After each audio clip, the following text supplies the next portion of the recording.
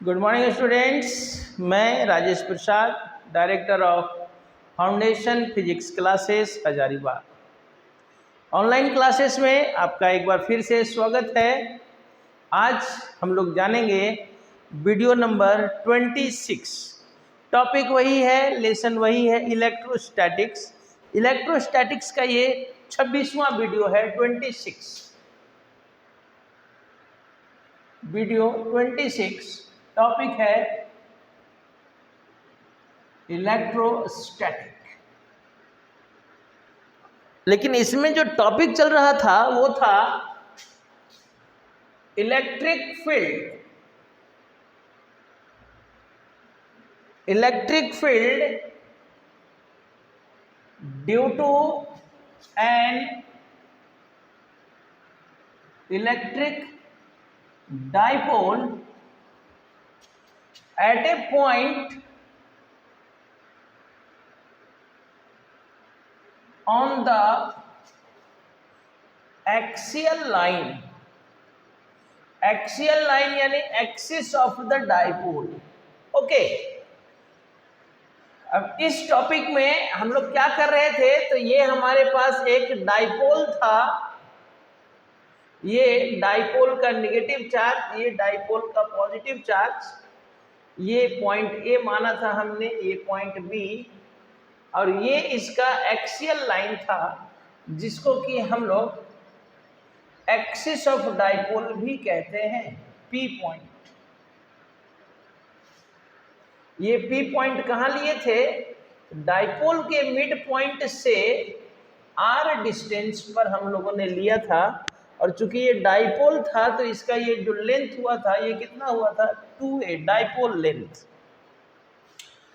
अब हम बात कर रहे हैं, तो इस पॉइंट पर पहले Q प्लस Q का इलेक्ट्रिक फील्ड निकाले थे। इसका डायरेक्शन आया था इधर, E1 माने थे हम लोग, और माइनस Q का जो फील्ड निकाले थे वो आया था इधर, E2 माने थे।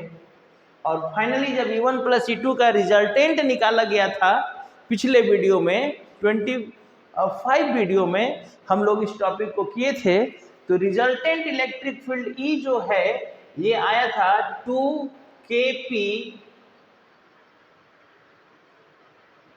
2kpr by R square minus A square का पावर 3/2।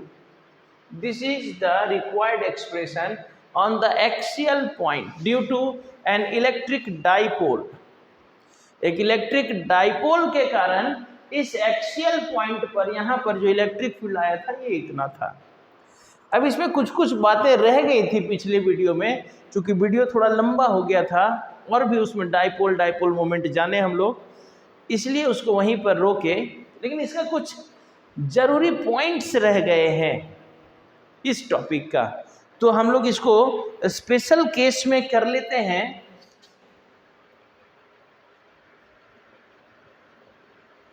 स्पेशल केसेस क्या है भाई? स्पेशल केस में पहला क्या है? 4a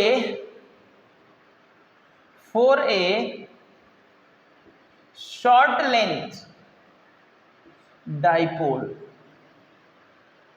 अगर डाइपोल लेंथ बहुत छोटा हो, शॉर्ट लेंथ डाइपोल, ऐसे कल हम लोग डाइपोल पढ़े, कल यानी कि पिछले वीडियो में हम लोग डाइपोल पढ़े हैं, उसमें आप देखे हैं कि डाइपोल एक्चुअली होता क्या है?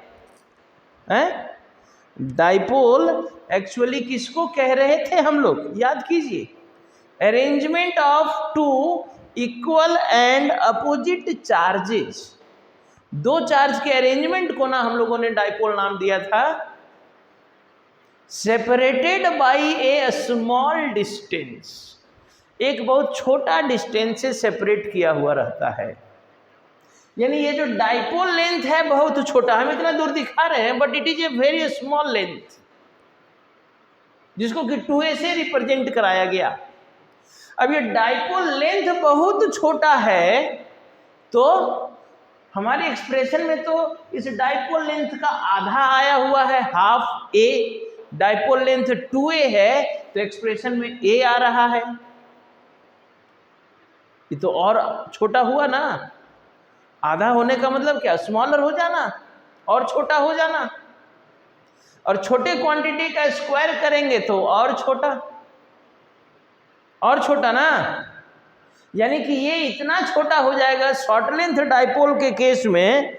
For a short length dipole a is less than r, therefore a square can be neglected।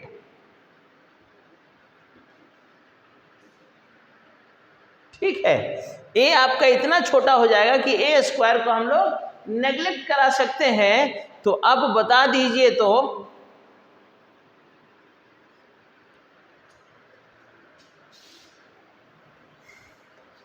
जब यहां से a स्क्वायर नेग्लेक्ट हो जाएगा,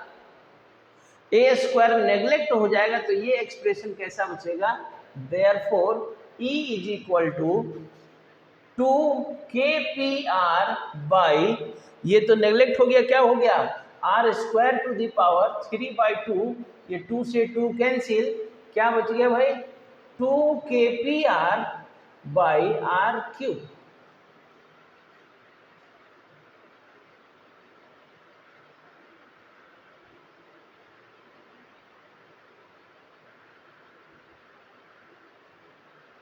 यही ना,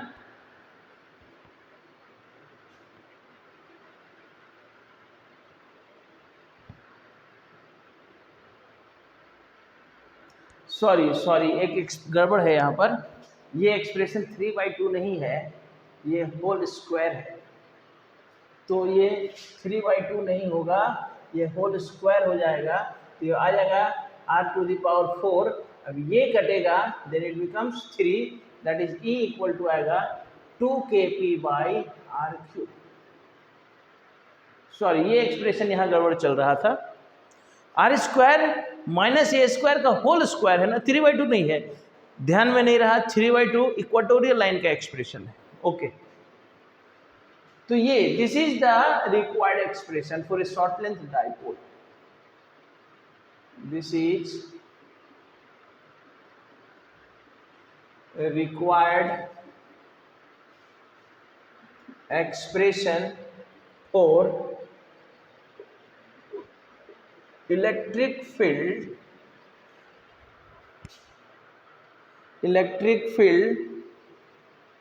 on the axial line for a short length dipole. Short length dipole के ये आपका एक्सियल लाइन का इलेक्ट्रिक फील्ड आया। अब एक और पॉइंट की बात करेंगे, जरूरी बात, कि ये जो नेट इलेक्ट्रिक फील्ड आया है इसका डायरेक्शन किधर होगा। डायरेक्शन, चूंकि इलेक्ट्रिक फील्ड के लिए हम लोग एक्सप्रेशन निकाल रहे हैं और हम जानते हैं electric field is a vector quantity, तो जब इलेक्ट्रिक फील्ड वेक्टर है तो ये जो नेट इलेक्ट्रिक फील्ड आया है इसका एक फिक्स डायरेक्शन होगा ना। चूंकि ये डाइपोल है तो सर डाइपोल में दो चार्ज है, तो दोनों चार्ज का अपना अपना फील्ड है, प्लस का फील्ड आउटवर्ड, माइनस का फील्ड इनवर्ड, लेकिन what is the direction of net electric field, सोचिए। अब ये तो बहुत आसान है, अगर इस मार्कर को दो व्यक्ति खींच रहे हैं, एक इधर खींच रहे हैं एक इधर खींच रहे हैं, तो ये इस पर जो नेट फोर्स लगेगा उसका डायरेक्शन किधर होगा। तो अगर दोनों बराबर हुआ तो सर 0, लेकिन अगर बराबर नहीं है तब तो फिर जो ज्यादा होगा उसके तरफ जाएगा, वही इस पर नेट फोर्स का डायरेक्शन हो जाएगा।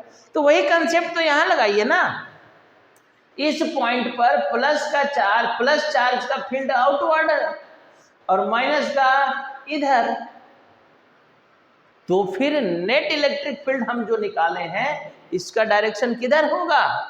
तो इसका डायरेक्शन सर इन दोनों में जो बड़ा होगा, E1 और E2 में जो बड़ा होगा। अब E1 और E2 में बड़ा कौन है सर, चार्ज तो दोनों बराबर है डाइपोल का। हाँ, तो जब चार्ज बराबर है तो सर इलेक्ट्रिक फील्ड जो है डिस्टेंस पर भी तो डिपेंड करता है, और डिस्टेंस पर कैसा, इन्वर्सली। इन्वर्सली यानी जिसका डिस्टेंस कम होगा उसका फील्ड ज़्यादा होगा। तो इन Q प्लस Q और माइनस Q में फील्ड किसका ज़्यादा होगा? तो सर जो नज़दीक होगा, डिस्टेंस जिसका कम होगा, तो नज़दीक में कौन है, प्लस Q है। समझ में आ रहा है? तो यहाँ पर छोटा सा लिखते हैं, the direction of net electric field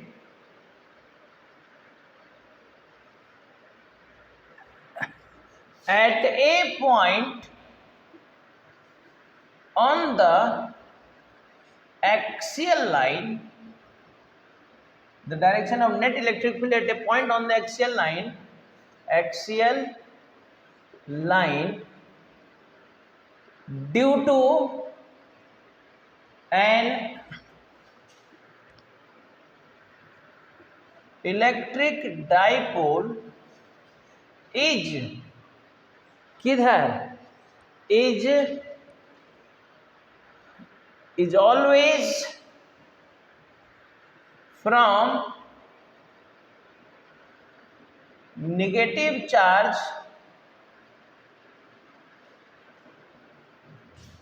to the positive charge. मतलब ये हमारा डाइपोल हुआ, ये यहाँ से यहाँ तक 2a हुआ, थोड़ा सा फिगर भी दिखा दीजिए आप,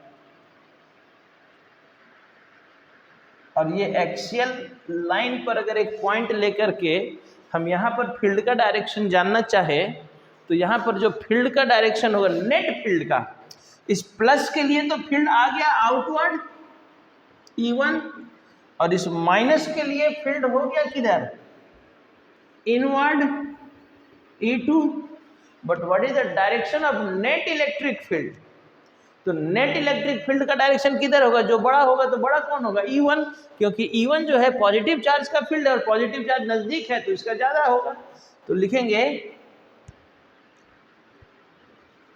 तो ये E is the direction of net electric field. ठीक है, बस हो गया। अच्छा, तीसरा पॉइंट में एक लाइन और लिख ही सकते हैं। तो जब नेट इलेक्ट्रिक फील्ड का डायरेक्शन माइनस से प्लस हुआ, और डाइपोल मोमेंट का भी तो डायरेक्शन माइनस से प्लस होता है, कल पढ़ाए हैं पिछले वीडियो में। डाइपोल मोमेंट का डायरेक्शन किधर होगा, माइनस से प्लस, और डाइपोल के एक्सियल लाइन पर फील्ड का डायरेक्शन किधर आया, माइनस से प्लस, तो दोनों के बीच एंगल कितना। दूसरा point,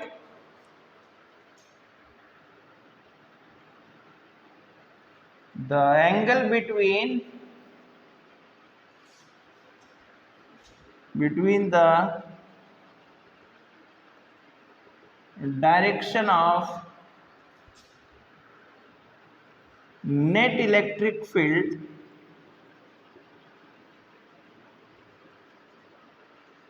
due to a dipole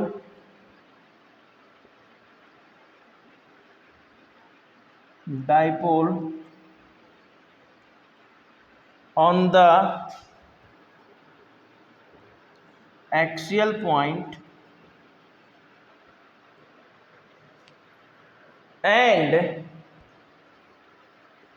and the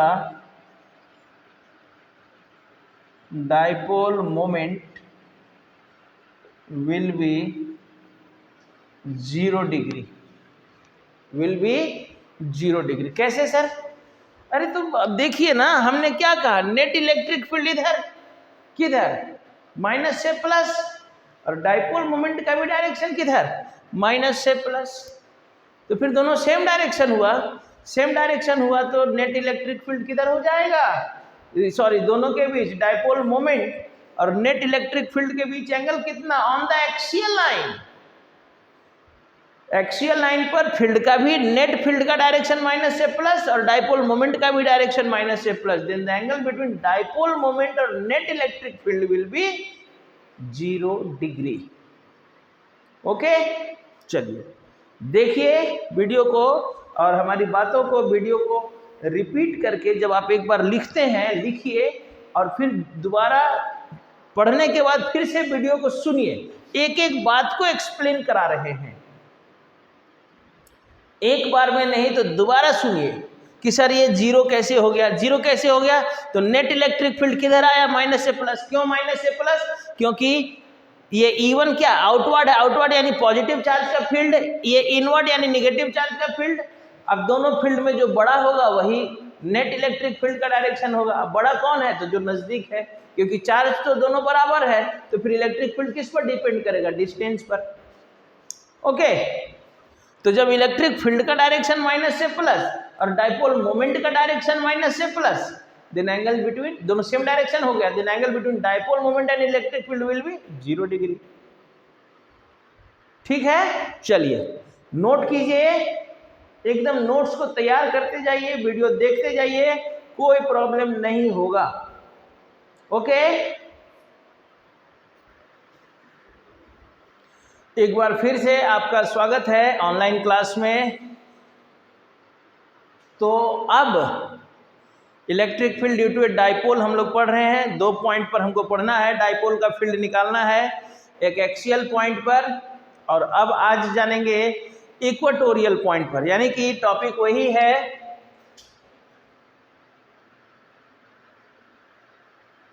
electric field, इसको भी इंपॉर्टेंट लिखेंगे। दोनों केस में से एक एग्जाम में रहेगा। Electric field due to an electric dipole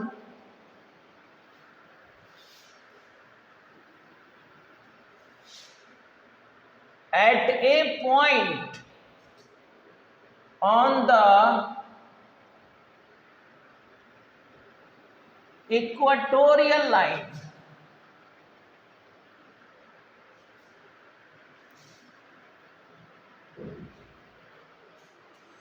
dipole के कारण इलेक्ट्रिक फील्ड फिर से निकालना है, पॉइंट चेंज हो जाएगा। पॉइंट कहाँ चला जाएगा, इक्वाटोरियल लाइन पर। अब ये इक्वाटोरियल लाइन क्या है, थोड़ा इसको समझा जाए कि सर ये इक्वाटोरियल लाइन क्या है। ये थोड़ा सा समझने की बात है, एक्सप्रेशन अभी नहीं लिखेंगे। Equatorial line,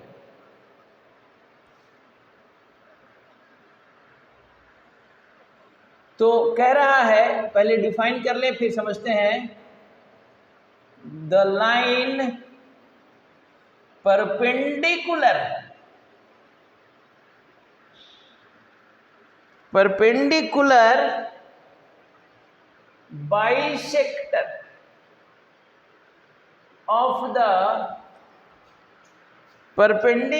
bisector of the dipole length,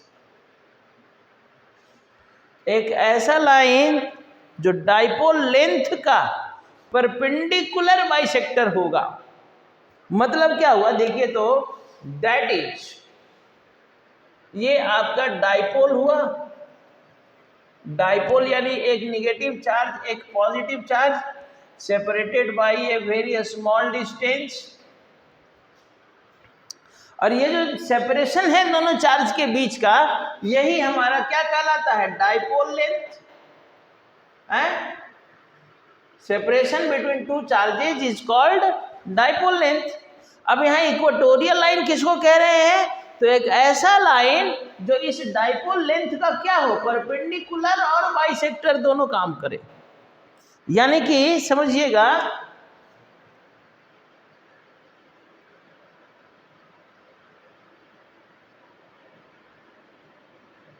ये यहाँ पर बाइसेक्टर भी कर रहा है और यहाँ पर परपेंडिकुलर भी है, तो इस लाइन को हम लोग नाम देते हैं equatorial line.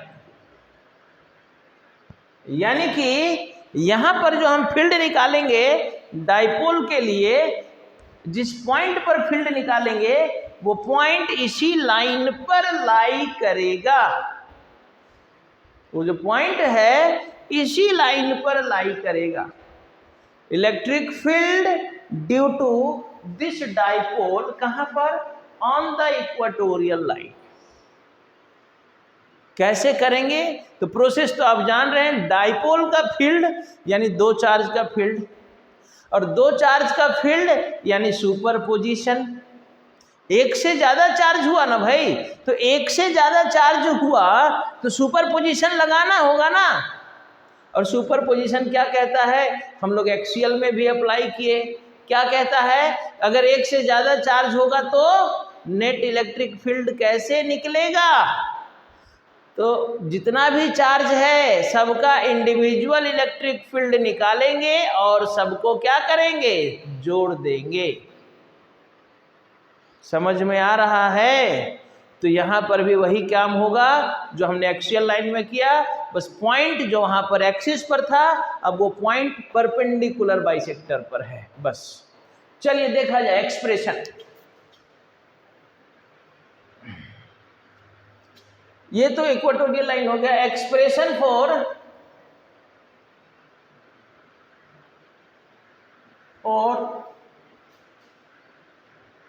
Electric field due to an electric dipole at a point on the equatorial line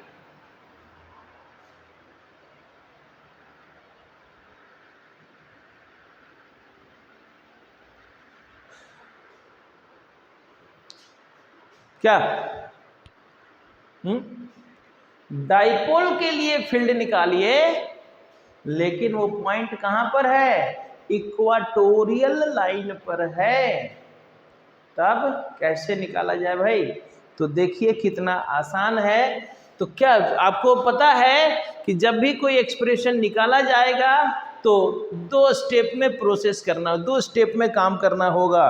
पहले कुछ चीज़ों को लेट करना होगा। क्या लेट करना होगा? तो जो काम करना है उसी में से देखिए। हमको डाइपोल का फील्ड निकालना है तो डाइपोल चाहिए ना। डाइपोल का फील्ड निकालना है तो पहले डाइपोल लेट करना होगा, तो डाइपोल लेट कर लेंगे। और एक पॉइंट जहां पर फील्ड निकालना है वो पॉइंट भी चाहिए। पॉइंट यहां पर कहां पर मानेंगे? इक्वेटोरियल लाइन पर। ये दो चीज बस। तो कंसीडर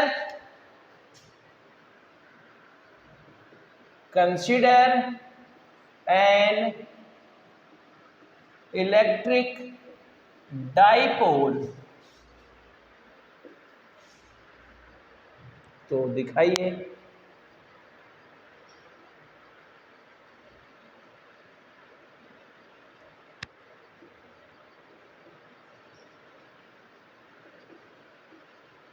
ये आपका सेपरेशन हो गया 2a,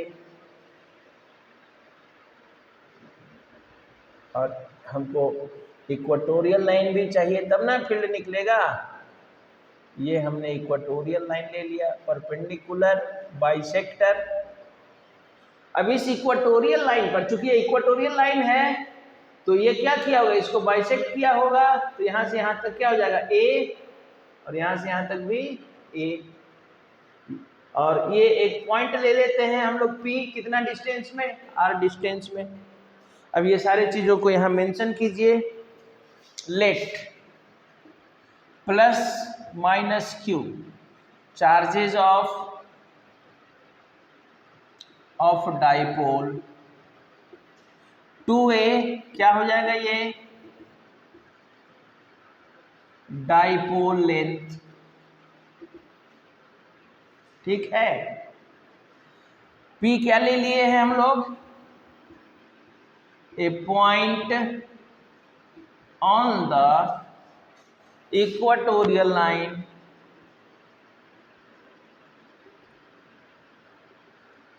at which we have to find, जहां पर क्या निकालना है हमको, इलेक्ट्रिक फील्ड निकालना है भाई। ई पी कहां पर लिए हैं, तो आर डिस्टेंस में, डिस्टेंस ऑफ पी कहां से distance, from the mid point O of the dipole length, dipole length के मिड पॉइंट से, डाइपोल लेंथ के मिड पॉइंट से हम लोग यहां पर निकाल रहे हैं इलेक्ट्रिक फील्ड। ओके, तो ये हमारा कैसे निकाला जाए, और कुछ चाहिए, और कुछ नहीं चाहिए, हो गया हमारा सारा चीज, जितना भी जरूरत था हम लोगों ने ले लिया। तो फिर अब आगे सर, तो प्रोसेस में आ जाए। प्रोसेस क्या कहता है, अगर एक से ज्यादा चार्ज होगा तो आपका इलेक्ट्रिक फील्ड कैसे निकलेगा। अगर एक से ज्यादा चार्ज होगा तो इलेक्ट्रिक फील्ड निकलेगा कैसे, तो सुपरपोजिशन, सुपरपोजिशन ना, जिस पॉइंट पर फील्ड निकालना है उस पॉइंट पर पहले एक एक करके दोनों चार्ज का, एक एक करके दोनों चार्ज का फील्ड निकाल दीजिए। दोनों चार्ज का फील्ड जब निकल जाएगा तो फिर उनका वेक्टर सम करा दीजिए। क्या दिक्कत है, कोई दिक्कत है नहीं ना। तो फिर अभी तो एक्सियल लाइन में यही काम किए, जहां भी एक से ज्यादा चार्ज आ जाए तुरंत दिमाग में आना चाहिए कि अरे यहां तो सुपर पोजिशन लगेगा। ठीक है, चलिए तो प्रोसेस आगे बढ़ाया जाए। एक तरफ से मिटाते हैं बोर्ड को, तभी ना प्रोसेस शुरू करेंगे। लेट कंसीडर तो हो गया, लेट कंसीडर के बाद हमारा प्रोसेस का स्टेप होता है।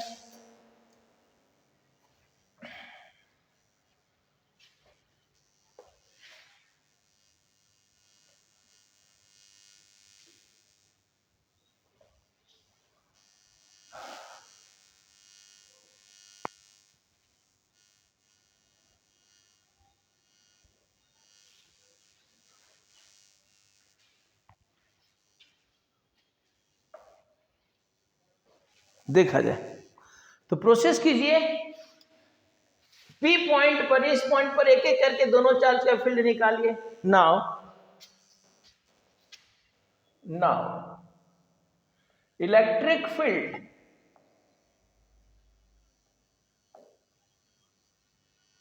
Eight P due two plus Q, plus Q दोनों का निकालना है, एक एक करके दोनों का निकालिए। तो E1 अगर इसको नाम दें क्या हो जाएगा, K Q by R square. एक चार्ज का फील्ड कितना, के क्यू बाई आर स्क्वायर, यही ना। तो फिर आर कितना सर, तो ये डिस्टेंस, ये कितना हो जाएगा, तो ये 90 डिग्री है, राइट एंगल ट्रायंगल समकोण त्रिभुज हो गया। तो ये कितना हो जाएगा, this square plus this square under root R square plus A square होगा ना। और इसके लिए निकालेंगे तो ये भी उतना ही हो जाएगा सर, मिला दीजिए एक ही साथ, ये भी हो जाएगा R square plus A square, क्योंकि इधर से भी तो 90 है। यानी दोनों डिस्टेंस सेम हो गया। P का डिस्टेंस A से प्लस क्यू चार्ज से, P का डिस्टेंस B से माइनस क्यू चार्ज से, दोनों का डिस्टेंस क्या है, सेम है। तो K Q by R square यानी under root R square plus A square का होल स्क्वायर। अब चूंकि वेक्टर सम करना है तो डायरेक्शन भी लेना होगा ना, तो डायरेक्शन इसका किधर हो जाएगा, this is the direction of E1। यानी क्या लिखे, ये P था तो B टू P, क्या लिख सकते हैं, B टू P, या डायरेक्शन लिख रहे थे, वेक्टर फॉर्म लगाना होगा। तो यहाँ इसका मैग्नीट्यूड कितना हो जाएगा, E1 equal to K Q by R square plus A square, equation 1। अब यही काम आप माइनस चार्ज के लिए कर दीजिए। Also electric field at P due to minus Q negative charge के लिए E2 इक्वल टू क्या हो जाएगा, तो फिर again K Q by under root R square plus A square का होल स्क्वायर, और इसका डायरेक्शन क्या हो जाएगा, ये निगेटिव चार्ज है तो टुवर्ड्स द चार्ज, इसके लिए away from the charge, negative charge के लिए टुवर्ड्स द चार्ज ना, that is P to A। तो इसका मैग्नीट्यूड कर लीजिए, E2 इक्वल टू क्या हो जाएगा, K Q by R square plus A square, equation number 2। देखिए कितना आसान था, दोनों चार्ज का अलग अलग निकाल लिया गया, और जब दोनों चार्ज का अलग अलग निकल गया तो नेट इलेक्ट्रिक फील्ड कैसे निकलेगा, तो नेट इलेक्ट्रिक फील्ड दोनों का vector sum, net electric field कैसे निकलेगा, दोनों का vector sum. Therefore the net electric field at P E is equal to क्या, E1 प्लस E2 हो गया। लेकिन अब जब वेक्टर सम किए तो E1 और E2 के बीच में कितना एंगल बन गया, ये वाला ना, अब ये कितना होगा सर, तो अगर इसको हम थीटा मान लें, इसको थीटा मान लें, तो ये हो जाएगा 2 थीटा। कैसे 2 थीटा हो जाएगा सर, हैं? अरे तो ये दोनों बराबर है, तो एक को अगर थीटा मान लें दूसरा भी थीटा, बराबर भुजाओं के सामने का कोण बराबर होता है, तो ये दोनों बराबर, और ये क्या बन गया है, एक्सटीरियर एंगल बन गया। किसी ट्रायंगल में अगर ये एक्सटीरियर एंगल बना हुआ है तो ये जो एंगल होगा इन दोनों के सम के बराबर होगा, तो फिर एक्सटीरियर एंगल जो होता है अपोजिट इंटीरियर एंगल के सम के इक्वल होता है।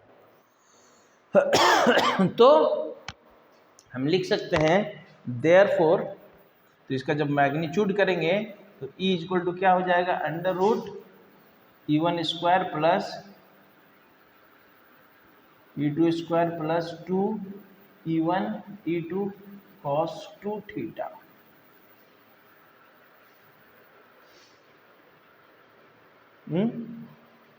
देखिए ना, हो जाएगा।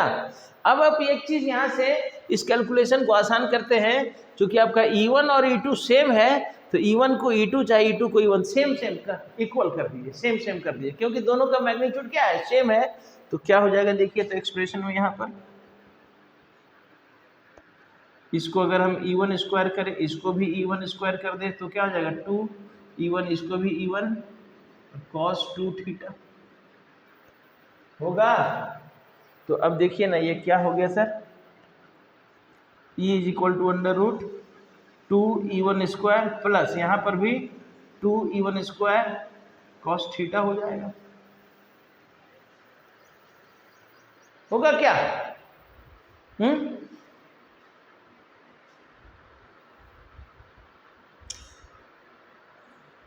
थोड़ा सा उधर मिटाना है, लेकिन फिगर का भी काम है।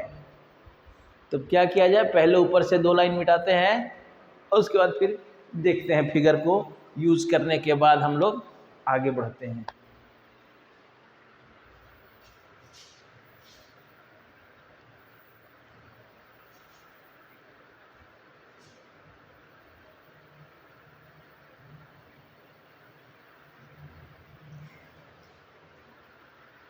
तो सॉल्व कीजिए ना, यहां से 2 E1 स्क्वायर कॉमन आ जाएगा दोनों जगह से, तो हम इसको सॉल्व कर सकते हैं। E is equal to under root 2 E1 square common लिए 1 प्लस यहाँ पर cos 2 थीटा है, 1 प्लस cos 2 थीटा हो जाएगा। अब यहाँ से इसको सॉल्व करेंगे, then E is equal to आ जाएगा 2 E1 square and 1 plus cos 2 theta equal to 2 cos square theta. अब इसको देखिए रूट से बाहर आ गया, 2 जब 4 का 2, E1 स्क्वायर है तो E1 और cos स्क्वायर है तो cos थीटा। ये आपका इक्वेशन नंबर 3 आ गया। अब यहां से देखिए, अब जरूरत पड़ेगा हमको फिगर का, क्योंकि E1 तो हम निकाल चुके हैं, E1 चाहे यहाँ E2 करते तो E2 का भी तो वैल्यू सेम है। देखिए कैलकुलेशन की बात है, कैलकुलेशन जब खुद से कीजिएगा तभी ज़्यादा समझ में आएगा। हम तो करते जा रहे हैं। अब इसमें समझाना क्या है, 1 + cos 2 cos स्क्वायर थीटा।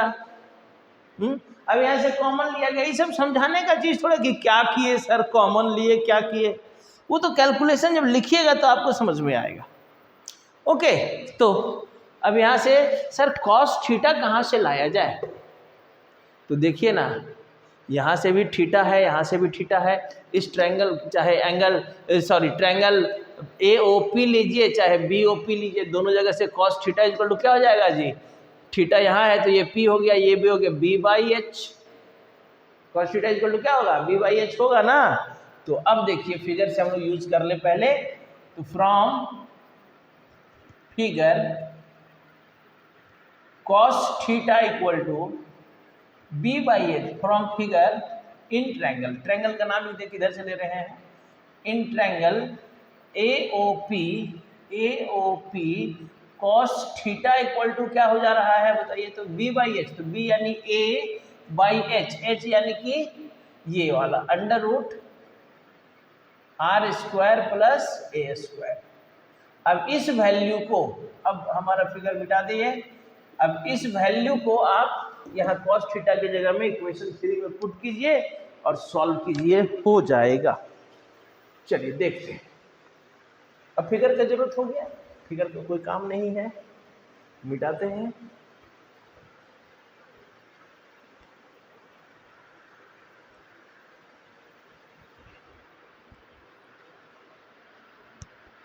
चलिए सॉल्व किया जाए। पुटिंग द वैल्यू ऑफ या from 3 and 4, from 3 and 4 net electric field E equal to 2E1। E1 कितना आ गया, KQ/R² + A² into cos theta, cos theta equal to आ गया A/√R² + A²।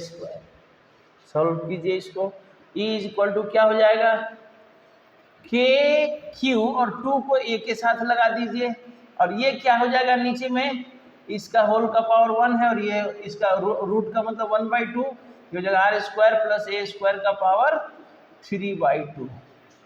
अब ये देखिए तो क्या मिल गया, Q × 2A, Q × 2A को हम डाइपोल मोमेंट कहें, क्या हो गया, KP/R² + A² का पावर 3/2, एंड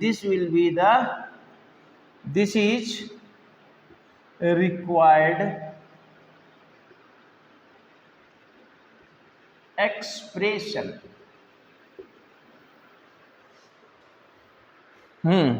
समझे, फिर से एक बार समझते हैं, है ना, क्या कि थोड़ा बुद्धि कमजोर है, एक बार में कहाँ समझ में आता है। तो कोई बात नहीं, हम लोग तो हैं समझाने के लिए ही, लेकिन समझ में आना चाहिए बस। 1 बार 2 बार 3 बार कोई बात नहीं है, हम लोगों का काम ही है भाई। उसके बाद भी नहीं समझ में आए तो वीडियो को जितना बार रिपीट कीजिएगा उतना बार समझ जाइएगा, है ना। एक बार नहीं समझ में आया फिर से रिपीट कीजिए वीडियो, फिर से समझिए, फिर से। ऑफलाइन क्लास थोड़े है कि अरे सर एक बार बोल दिया अब कहाँ से होगा, फिर से रिपीट कीजिए वीडियो, फिर से समझिए। यही तो बेनिफिट है ऑनलाइन का, और इस बेनिफिट का आप लाभ उठाइए। ऑफलाइन के साथ साथ ऑनलाइन भी देखिए, ज़्यादा समझ में आएगा, ज़्यादा आसान हो जाएगा फिजिक्स आपके लिए। क्या करना था, तो एक डाइपोल का फील्ड निकालना है। कहाँ पर, इक्वाटोरियल लाइन। इक्वाटोरियल लाइन किसको कहे, the perpendicular bisector of dipole length, dipole length का परपेंडिकुलर बाइसेक्टर, ठीक है। तो हम पॉइंट ले लिए और फील्ड निकालना है डाइपोल का। तो भाई डाइपोल यानी क्या, 2 चार्ज का अरेंजमेंट। डाइपोल यानी क्या, अरेंजमेंट ऑफ 2 चार्जेस। तो जैसे ही 2 चार्ज हुआ तो 2 चार्ज तो एक से ज्यादा यानी सुपरपोजिशन। तो पहले जिस पॉइंट पर फील्ड निकालना है उस पॉइंट पर पहले एक चार्ज का +Q का फील्ड निकाले, फिर -Q का फील्ड निकाले। नेट इलेक्ट्रिक फील्ड सुपरपोजिशन क्या कहता है, the vector sum. Vector sum कर दिए, अब इधर तो कैलकुलेशन है। कैसे कैसे प्रोसेस देखिए ना, कितना आसान है। चाहे एक्सियल पॉइंट हो चाहे इक्वेटोरियल पॉइंट हो, डाइपोल का फील्ड, डाइपोल यानी सर दो चार्ज यानी एक से ज्यादा, ये बात याद रखिए। और एक से ज्यादा यानी सुपरपोजिशन। तो पहले एक चार्ज का फील्ड निकालेंगे, फिर दूसरे चार्ज का फील्ड निकालेंगे, फिर दोनों का वेक्टर सम। लेकिन वेक्टर सम करते समय जब सिंगल चार्ज का फील्ड निकाल रहे होते हैं, उस समय साथ में उसका डायरेक्शन दिखाते चले जाइए, हो जाएगा। बाकी जिस हिसाब से आपका फील्ड आया है, एंगल आया है, उसके अनुसार कैलकुलेट कर दीजिए। देखिए कैलकुलेशन समझाने से क्या होगा, कैलकुलेशन आपको करना होगा। समझना कंसेप्ट है, प्रोसेस है, कैलकुलेशन तो करना होगा। एक बार कीजिए, दो बार कीजिए, हो जाएगा। ओके, तो नेक्स्ट वीडियो में हम लोग इस डाइपोल का दोनों पॉइंट का, एक्सियल और इक्वेटोरियल का न्यूमेरिकल जानेंगे। इसका कुछ नोट पॉइंट रह गया, देखते हैं। तब तक इस वीडियो को और एक्सियल पॉइंट को भी जरूर देखिए, रिपीट कीजिए, क्योंकि दोनों में से एक केस एग्जाम में रहेगा। Okay, bye.